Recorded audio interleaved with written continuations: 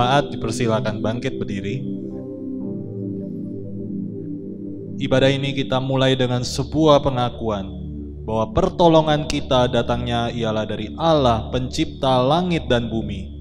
Turunlah kiranya anugerah dan damai sejahtera daripada Allah Bapa, Allah Putra, dan Allah Roh Kudus. Amin. Silakan duduk. Shalom, selamat pagi teman-teman. Mari kita bersama-sama siapkan hati. Kita boleh memberikan yang terbaik buat Tuhan pada pagi hari ini.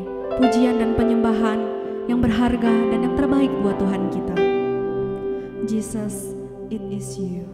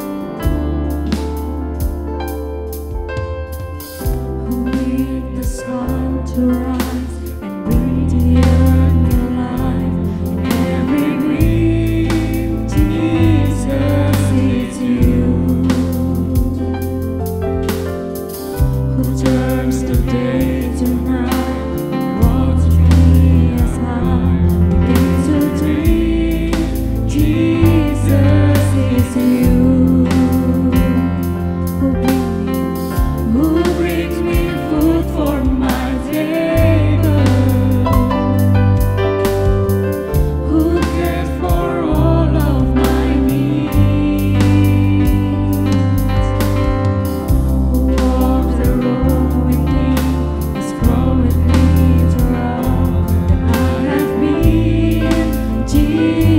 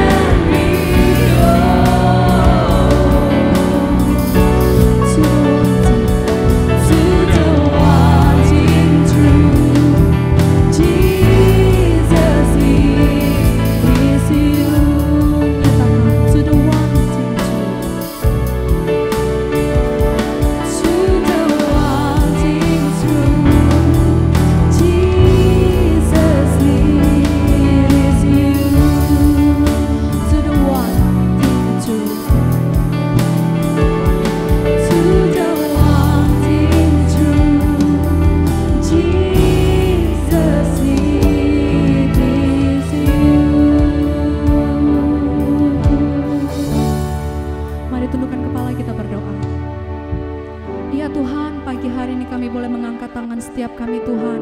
Kami boleh bawa pujian kami untuk menyembah-Mu Tuhan. Engkau berkati setiap kami Tuhan. Berikan kami hati yang sungguh-sungguh boleh memuji, menyembah, dan mendengarkan kebenaran firman Tuhan. Sebentar lagi setiap kami anak-anak-Mu Tuhan akan lebih dahsyat lagi memuji nama Tuhan. Dalam nama Tuhan Yesus Kristus kami sudah berdoa dan mengucap syukur. Haleluya. Amin. Halo semua, siap memuji nama Tuhan? Amin. Sama-sama kita pujikan ajaib Kau Tuhan. Tuhan yang berkuasa bagi setiap kita.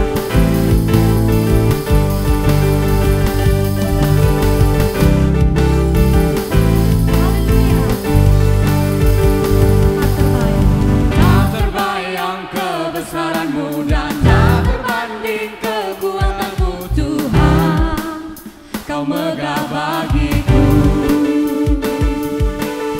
senap jiwa dan pengharapan tak ku serahkan untuk rencana-Mu Tuhan. Kau Raja atasku, hanya Kau yang layak Tuhan. Hanya Kau yang layak ditinggikan. Sing, ajaib Kau Tuhan.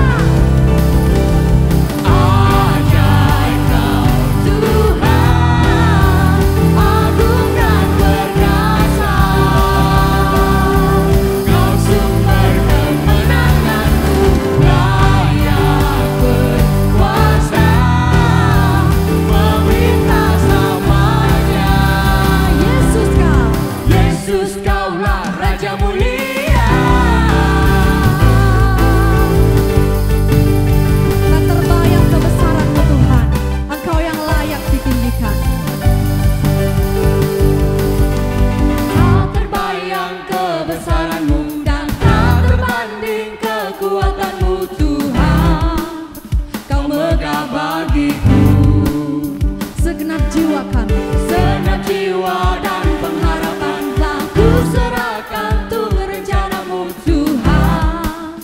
Kau Raja atasku, hanya Kau Tuhan. hanya Kau yang layak ditinggikan. Sing, ajaib Kau Tuhan. Ajaib Kau Tuhan, agung dan berkuasa. Kau sumber kemenangan. Kau sumber kemenanganku, layak berkuasa, memerintah selamanya. Yesus Kau, Yesus Kaulah Raja ajaib Kau. ajaib Kau Tuhan, agung dan berkuasa. Sumber kemenangan kami Tuhan. Kau sumber Amin. kemenanganku, layak berkuasa, memerintah selamanya. Yesus Kau.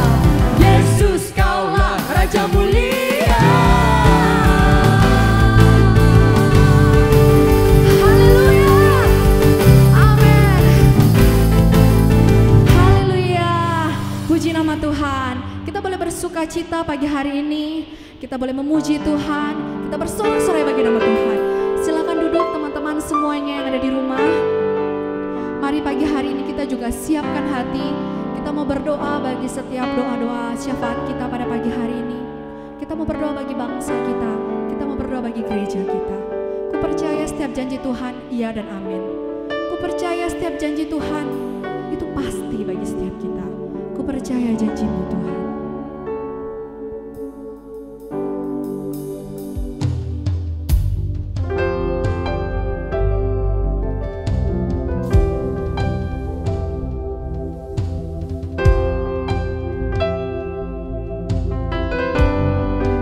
Ku percaya Tuhan curhat, Ku datang padamu, Kau berikan kekuatan dan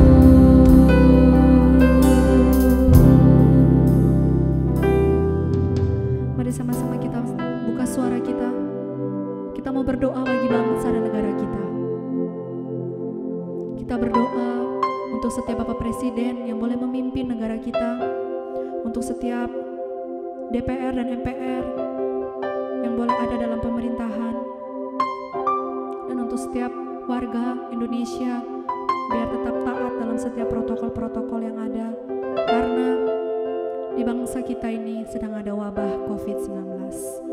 Mari kita berdoa. Ya Tuhan, terima kasih atas kesempatan yang Tuhan berikan. Pagi hari ini kami boleh sama-sama menaikkan doa syafaat kami Tuhan. Pada pagi hari ini kami mau berdoa Tuhan bagi setiap bangsa dan negara kami, khususnya bangsa Indonesia ini Tuhan. Bapak, sungguh Engkau yang boleh berkati untuk Bapak Jokowi selaku Presiden di tempat kami ini Tuhan. Sungguh Tuhan, Engkau berikan hikmat dan bijaksana-Mu ya Tuhan. Berikan beliau kesehatan yang baik Tuhan. Kami tahu di tengah kondisi yang sungguh tidak mudah ini Tuhan, Dia harus memimpin, Dia harus memperbaiki, Dia harus menolong setiap masyarakatnya Tuhan. Kami juga berdoa bagi setiap pemerintahan yang ada, baik DPR, MPR, setiap kelurahan, RT, RW, semua bagian dalam pemerintahan di negara kami Tuhan. Sekali lagi Tuhan, Engkau yang sungguh-sungguh berikan hati bagi setiap mereka. Biarlah mereka boleh memimpin, boleh mengemban setiap tugas dan tanggung jawab setiap mereka. Mereka boleh lakukan itu dengan takut akan Tuhan. Bapak, kami juga berdoa untuk setiap masyarakat Indonesia Tuhan. Engkau juga yang berikan hikmat bijaksana-Mu di tengah kondisi yang tidak mudah ini Tuhan. Biarlah kami boleh senantiasa menaati setiap protokol-protokol yang ada Tuhan, karena adanya wabah COVID ini Tuhan. Bapak, Engkau juga berkati untuk setiap dokter-dokter, mereka yang ada dalam garda di depan Tuhan, setiap suster yang ada Tuhan. Tuhan, Engkau yang ulurkan tangan-Mu ya Tuhan. Berkati setiap mereka, berikan setiap mereka sukacita dalam melayani-Mu Tuhan, dalam setiap mereka mengemban tugas dan tanggung jawab mereka. Bapak, kami juga berdoa untuk setiap warga yang karena COVID ini mereka harus kehilangan pekerjaan Tuhan. Setiap usaha pekerjaan mereka menjadi lesu Tuhan. Oh Tuhan, Engkau yang boleh berkati setiap mereka Tuhan. Berikan mereka hikmat dan bijaksana-Mu. Bagaimana mereka harus melakukan setiap perubahan-perubahan untuk mereka bisa bertahan hidup Tuhan. Bapak, pagi hari ini kami juga berdoa untuk setiap kami anak-anak-Mu. Kami yang harus belajar lewat online dari rumah. Kami tidak nyaman Tuhan, kami rindu teman-teman kami Tuhan. Tapi biarlah momen kami di mana kami harus belajar dari rumah, kami boleh mengerti bagaimana anugerah-Mu, bagaimana akan penyertaan-Mu selalu ada dalam setiap kami. Bagaimana makna pentingnya kami boleh bertemu dengan setiap teman kami. Kami boleh saling mengasihi rekan kami Tuhan. Kami boleh saling mengasihi untuk setiap guru-guru kami Tuhan. Terima kasih Tuhan. Kami berdoa Tuhan Indonesia boleh pulih, kami berdoa Indonesia boleh sembuh Tuhan. Terima kasih ya Tuhan. Dan pagi hari ini kami juga berdoa bagi gereja-gereja kami Tuhan. GKA Gloria Tuhan, Engkau yang boleh berkati dari setiap penata layan yang ada Tuhan. Setiap pengurus-pengurus yang ada, setiap anak-anak remaja, setiap anak-anak pemuda, anak-anak sekolah minggu Tuhan. Engkau juga berkati untuk setiap hamba Tuhan yang boleh melayani dimanapun mereka boleh berada Tuhan. Bapak, Engkau berikan mereka sukacita, semangat-Mu ya Tuhan.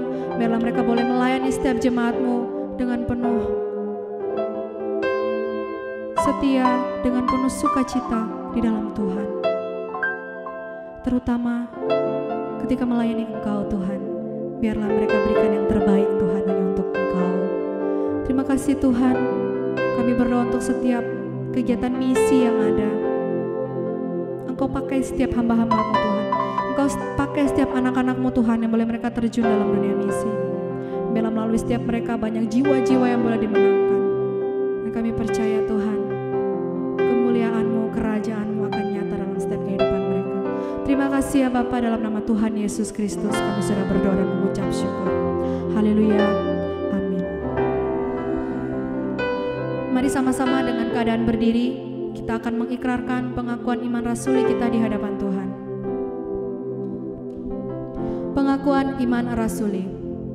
Aku percaya kepada Allah, Bapa yang Maha Kuasa, Khalik langit dan bumi, dan kepada Yesus Kristus, anaknya yang tunggal, Tuhan kita, yang dikandung dari Roh Kudus, lahir dari anak darah Maria, yang menderita sengsara di bawah pemerintahan Pontius Pilatus, disalibkan, mati dan dikuburkan, turun ke dalam kerajaan maut.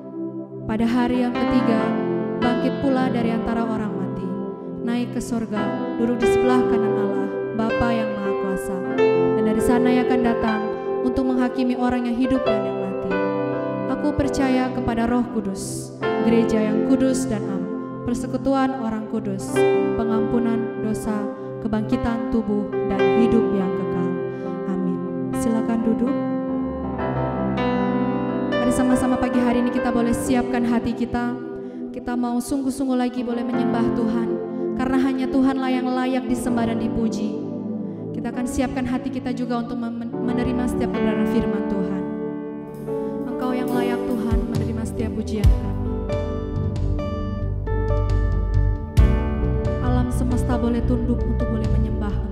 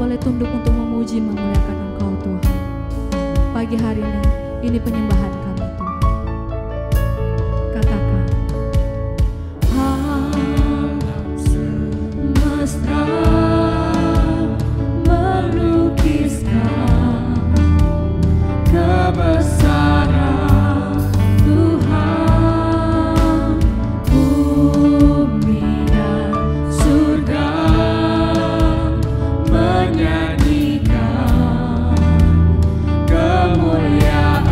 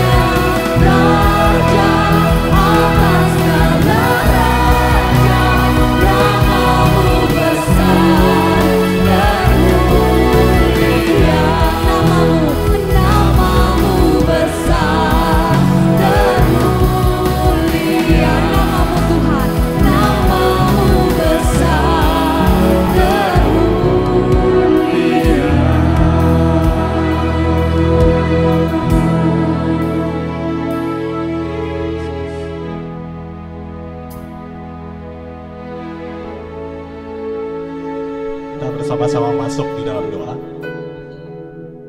Tuhan, kami bersyukur, kami berterima kasih karena kasih karunia Tuhan selalu nyata di dalam kehidupan kami. Kalau kami boleh ada sampai dengan hari ini, itu semua karena anugerah dan pertolongan daripada Engkau ya Tuhan.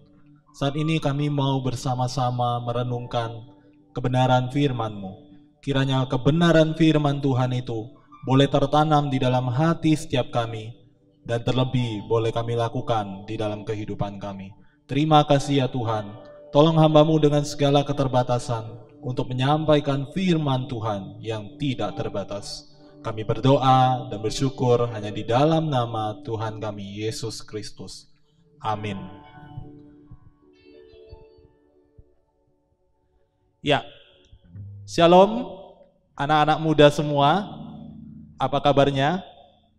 Ya, semoga kalian semua tetap sehat dan berada di bawah perlindungan Tuhan. Dan tentu saja kita tetap terus harus mendoakan kondisi bangsa kita, terutama berkaitan dengan pandemi virus corona ini. Saya mengajak setiap kita untuk membuka satu bagian firman Tuhan yang terambil di dalam Efesus, pasalnya yang kelima, ayatnya yang ke-15 sampai 17. Mari kita melihat 3 ayat ini secara bersama-sama, kita membacakannya. Efesus pasalnya yang kelima, ayatnya yang ke-15 berbunyi demikian. 2, 3. Karena itu, perhatikanlah dengan seksama bagaimana kamu hidup. Janganlah seperti orang bebal, tetapi seperti orang arif. Dan pergunakanlah waktu yang ada, karena hari-hari ini adalah jahat. Sebab itu, janganlah kamu bodoh, tetapi usahakanlah supaya kamu mengerti kehendak Tuhan. Tema untuk firman Tuhan kita hari ini saya beri judul Menjadi Terang di Sosial Media.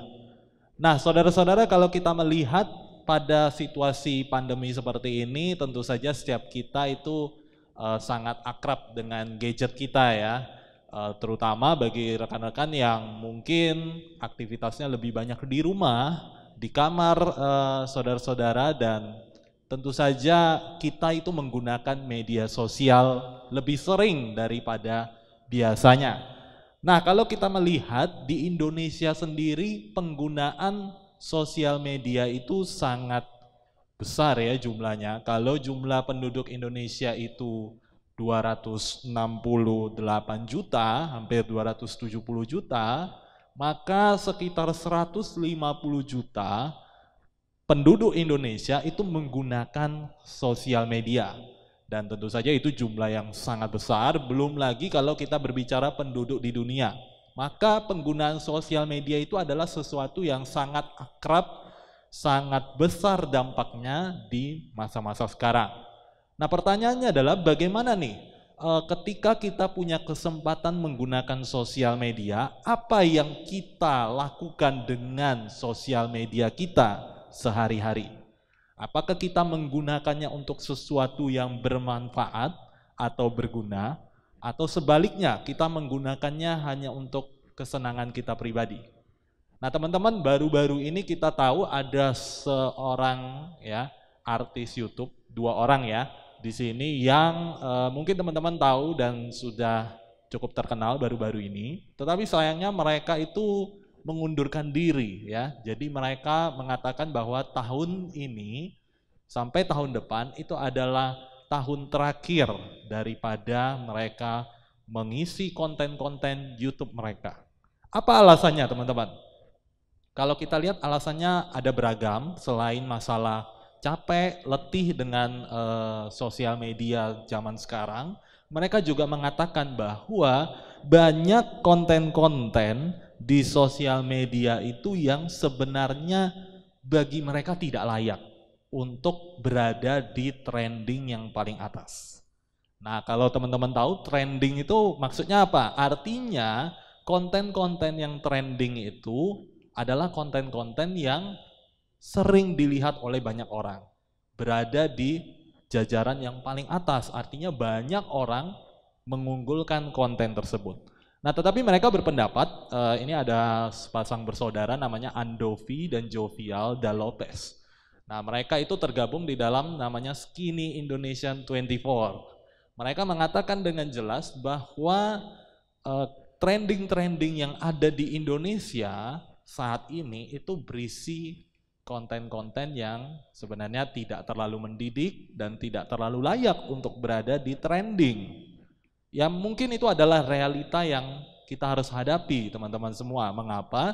Karena mungkin saja sebagian besar orang-orang yang menikmati sosial media, umumnya mereka lebih suka konten-konten yang demikian, konten-konten yang kurang mendidik.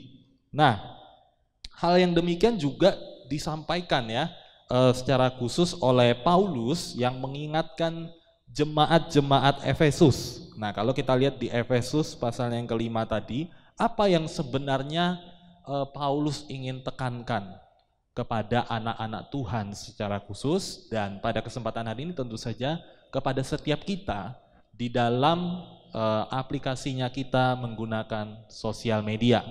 Tentu saja hari ini kita akan belajar bagaimana seharusnya anak Tuhan itu bisa menjadi terang, bisa menjadi berkat, dan bisa menjadi teladan ketika menggunakan sosial media. Setidaknya hari ini kita akan belajar ada 3 hal yang menjadi perenungan kita, bagaimana nih kita sebagai anak Tuhan itu bisa menjadi terang bagi sesama kita di media sosial yang kita gunakan. Yang pertama adalah yang harus kita lakukan sebagai anak-anak Tuhan, pertama kali adalah tidak terikat terlebih dahulu kepada hal-hal yang bertentangan dengan prinsip firman Tuhan. Mari kita cek di Efesus pasal yang kelima ayat yang ketiga.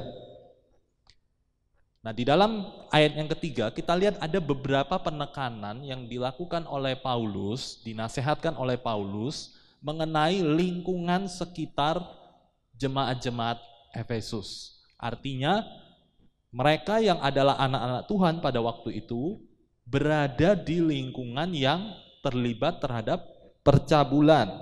Ya, di ayat ketiga, rupa-rupa kecemaran, keserakahan, dan juga kalau kita perhatikan di ayat selanjutnya ada perkataan-perkataan kotor, perkataan-perkataan yang hampa yang bisa mendatangkan murka Allah.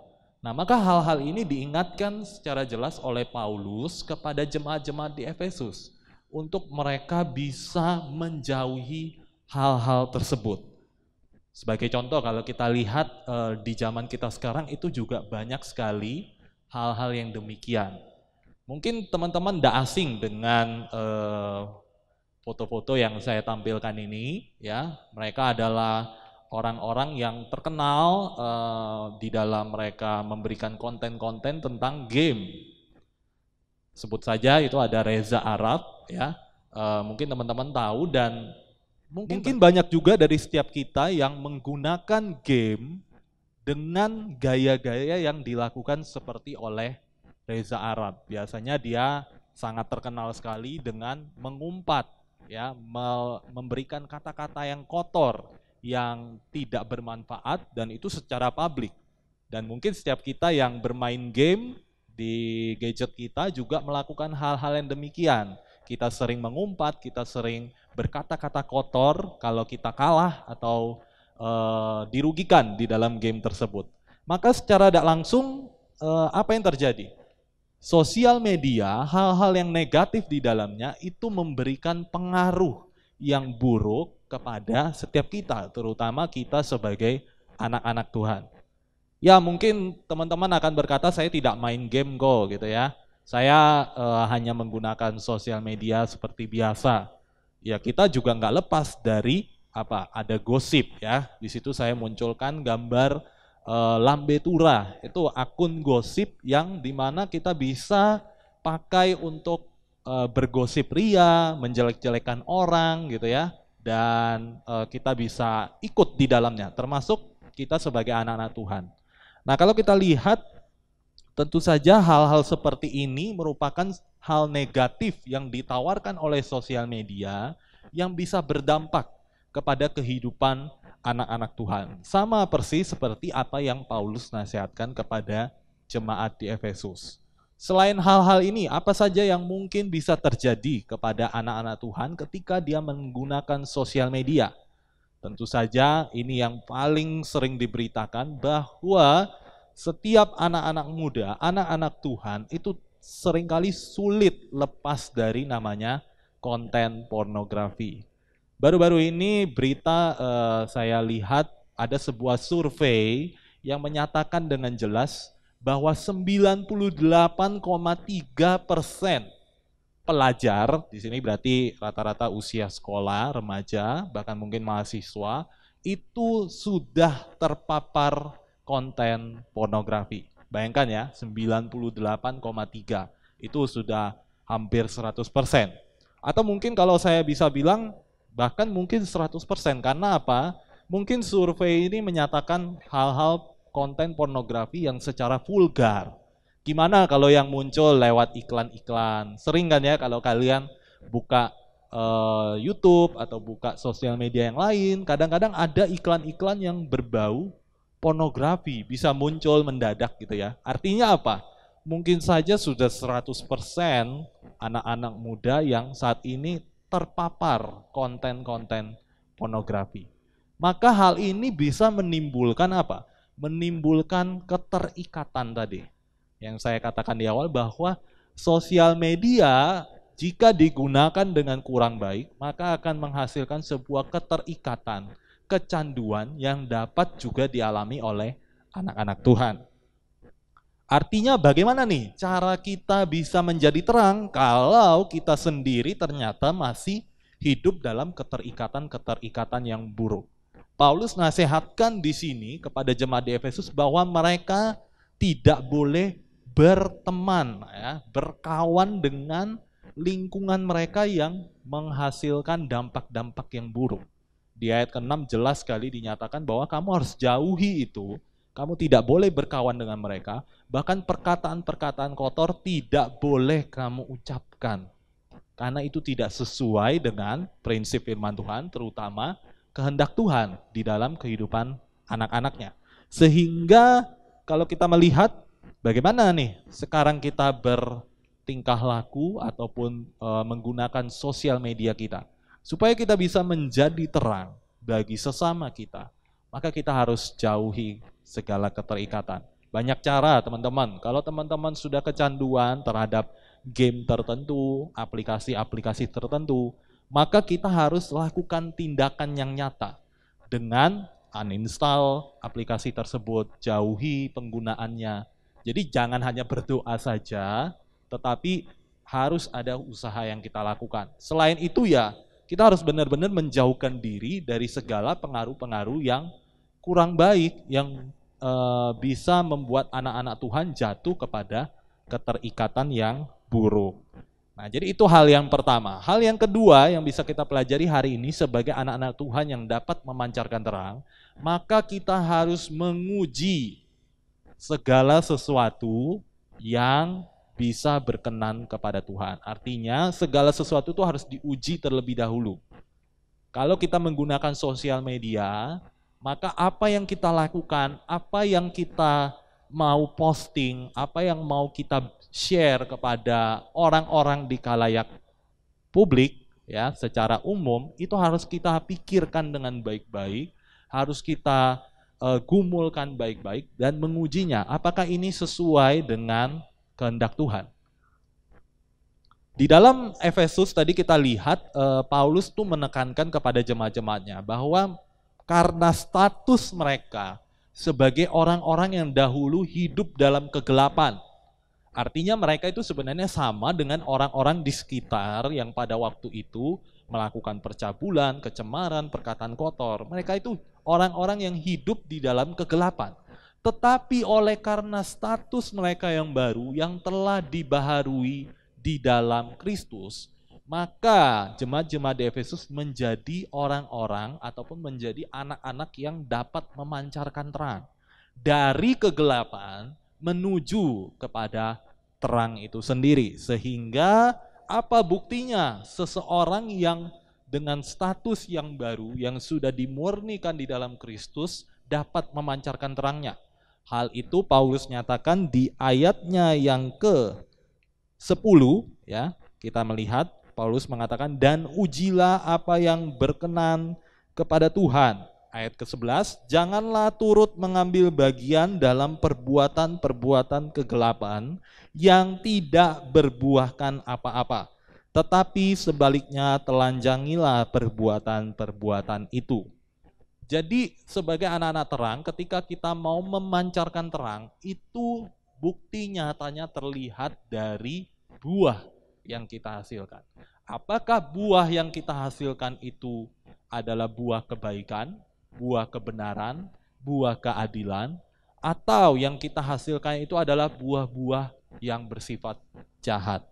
Begitu pula ketika kita menggunakan sosial media, teman-teman. Apa yang seharusnya kita hasilkan dari penggunaan sosial media kita?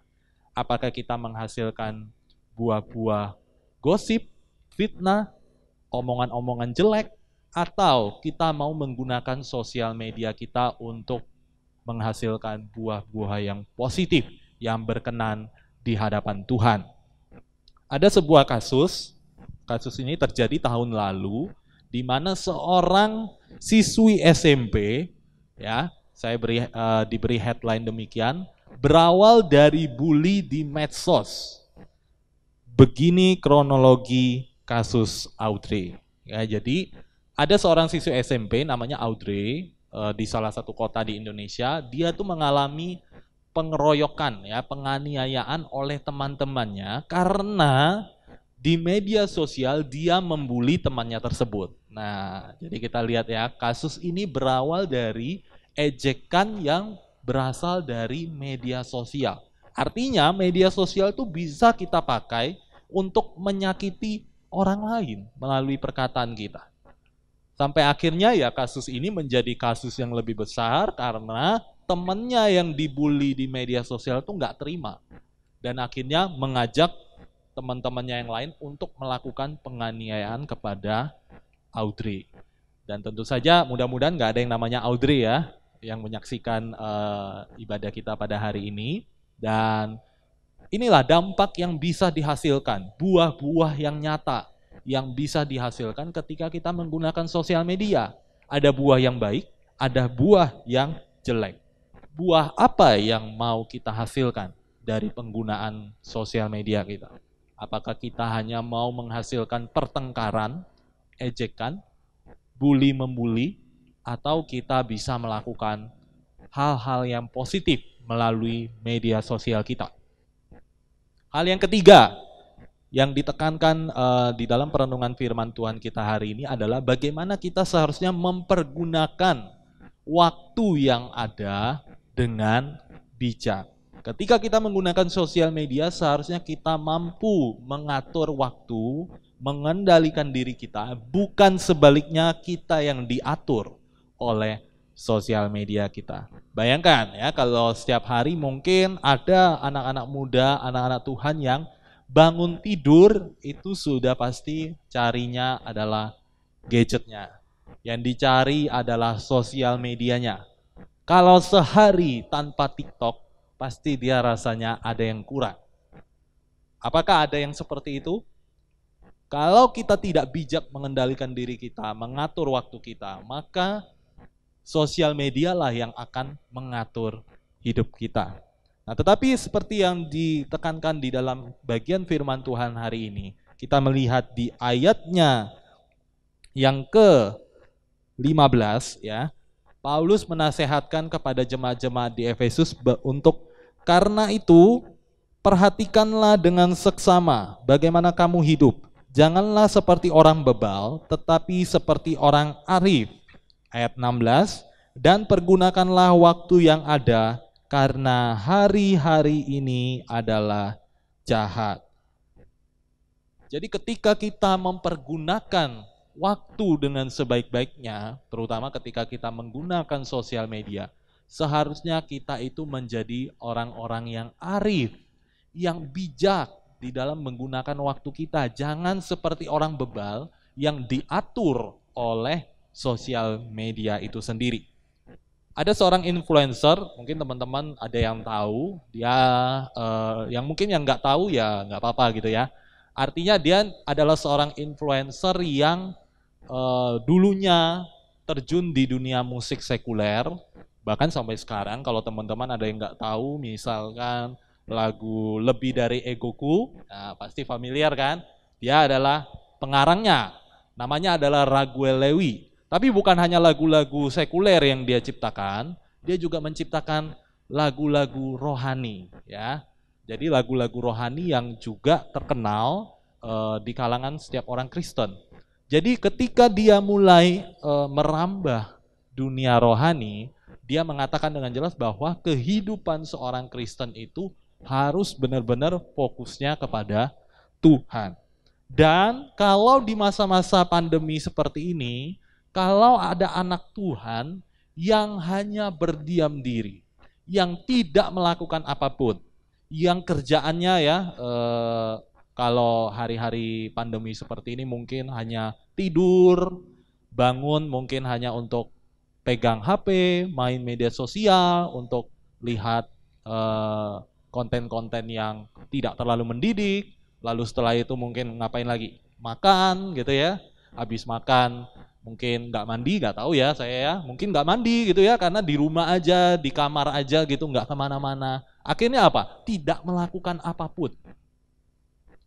Anak-anak Tuhan yang tidak melakukan apapun dan hanya berdiam diri, itu adalah orang-orang yang jauh daripada kehendak Tuhan. Jadi kerjaannya mungkin yang positif adalah berdoa, tetapi tidak melakukan apapun. Maka jangan kita berharap kita bisa mendapatkan kehendak Tuhan dengan hanya berdoa saja, tetapi kita diam, kita tidak melakukan apapun. Dia juga mengatakan bahwa seharusnya anak-anak Tuhan itu melakukan banyak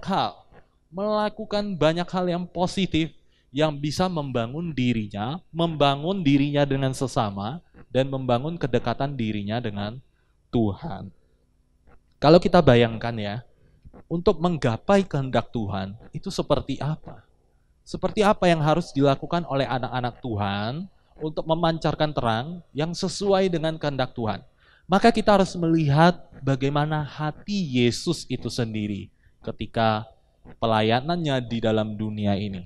Kita melihat di dalam pelayanan Yesus sendiri, Yesus itu punya hati yang berbelas kasihan. Yang berbelas kasih kepada banyak orang. Artinya apa? Yesus melakukan pelayanannya bukan untuk kepentingan dirinya sendiri, tetapi dia melihat bahwa ada banyak jiwa-jiwa yang harus mengenal Tuhan.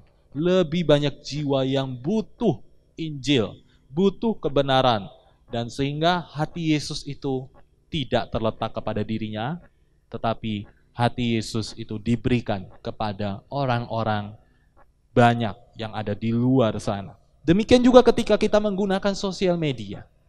Apa yang seharusnya kita pikirkan ketika kita menggunakan sosial media? Apakah kita hanya memikirkan kesenangan diri kita?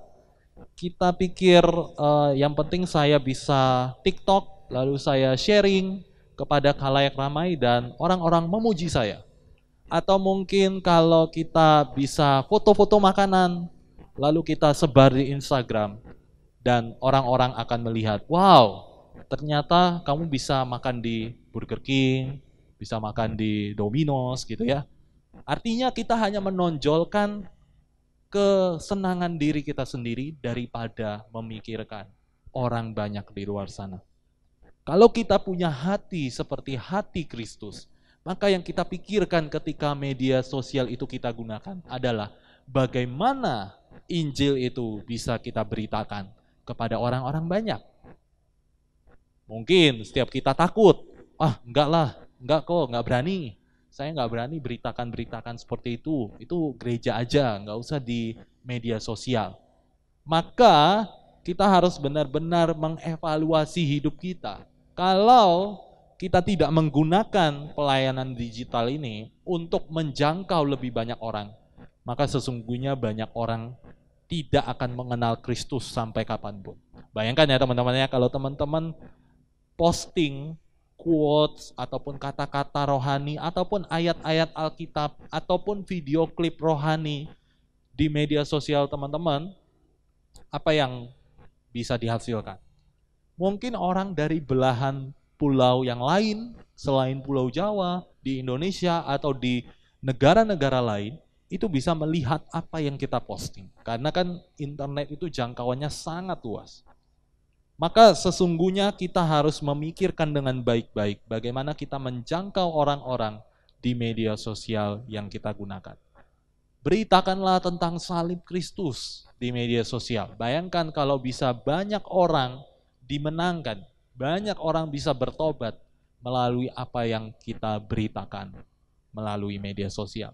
Itu sungguh merupakan sebuah sukacita yang tiada taranya. Kalau orang-orang di luar yang tidak mengenal Tuhan bisa menjadi percaya. Sehingga saya akan tutup bagian firman Tuhan hari ini dengan sebuah ayat yang sangat jelas dinyatakan bahwa setiap kita itu harus menjadi terang bagi dunia ini. Matius 5 ayat 16 berkata demikian, demikianlah hendaknya terangmu bercahaya di depan orang. Jadi bukan di kamar sendiri, bukan di ruangan tertutup, tetapi terangmu itu bercahaya di depan orang, supaya mereka melihat perbuatanmu yang baik dan memuliakan Bapamu yang di sorga. Semoga bagian firman Tuhan ini boleh sekali lagi mengingatkan kita bahwa di dalam dunia yang sangat erat dengan sosial media, kita itu bisa menjadi terang, bisa menjadi berkat bagi sesama kita, terutama memuliakan Tuhan. Mari kita berdoa. Tuhan, kami bersyukur dan berterima kasih karena firman-Mu sekali lagi mengingatkan kami sebagai anak-anak Tuhan untuk boleh dengan bijak menggunakan sosial media yang Tuhan percayakan kepada setiap kami. Biarlah kami menjadi anak-anak Tuhan yang dapat memancarkan terang, menjadi berkat bagi sesama kami melalui apa yang kami gunakan di dalam sosial media kami. Terima kasih ya Tuhan, kiranya firman Tuhan ini boleh kami lakukan di dalam kehidupan kami. Firman Tuhan tidak berlalu begitu saja, tetapi firman-Mu itu boleh tertanam di dalam hati kami dan menjadi pedoman bagi hidup kami. Terima kasih ya Tuhan. Inilah segenap doa dan permohonan kami berdoa hanya di dalam satu nama Tuhan kami, Yesus Kristus. Amin. Mari kita meresponi firman Tuhan. Biarlah hati kita seperti permata yang boleh selalu ada di dalam Tuhan, melekat di hati Tuhan. Permata hatiku, nyatakan.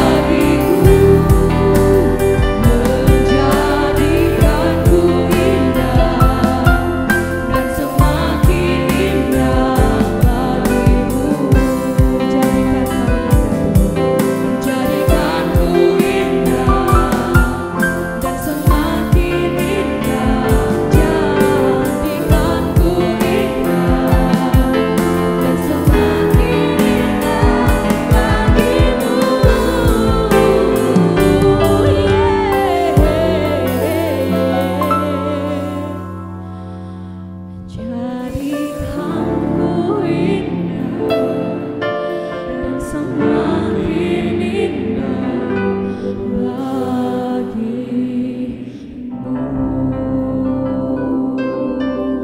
Mari kita satu di dalam doa. Tuhan, kami bersyukur, kami berterima kasih kalau sampai dengan saat ini kami masih boleh dipelihara di dalam kasih karunia dan anugerah Tuhan. Kami masih boleh beribadah kepada Engkau. Kami percaya setiap ibadah kami pada pagi hari ini boleh sungguh-sungguh memuliakan Tuhan, menjadi berkat bagi setiap kami. Dan kiranya melalui kebenaran firman Tuhan, kami boleh menjadi anak-anak Tuhan yang memancarkan terang bagi sesama kami, bagi orang-orang di sekitar kami ketika kami menggunakan media sosial yang Tuhan percayakan bagi kami. Terima kasih ya Tuhan, biarlah setiap kami mengarahkan hati kami, pikiran kami kepada Tuhan dan menerima berkat daripada firman Tuhan. Kiranya kasih daripada Allah Bapa, anugerah keselamatan di dalam Yesus Kristus, serta persekutuan dengan Roh Kudus, kiranya melingkupi setiap kami dari sekarang sampai selama-lamanya. Amin.